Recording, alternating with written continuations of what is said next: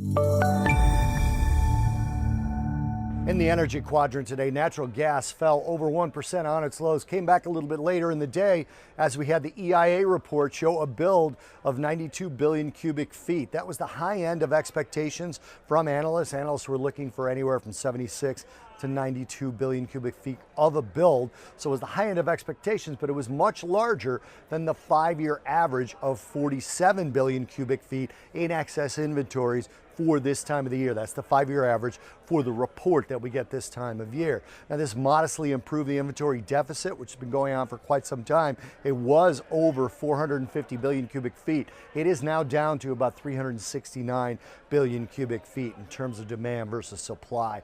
The seasonality for natural gas for this time of year is pretty much sideways, with a bullish bias beginning in May. So we're not getting any sort of tailwind at all for natural gas prices, hence the extended drop that we saw over the last few days, really. And again, that bullish bias where natural gas powered generators to power electricity really begins in earnest in May. May is pretty much, over the 20 years of price data that we have for the seasonality, kind of a straight up line. It does not mean natural gas will go straight up. It just means that that tailwind will start to come in the first week of May.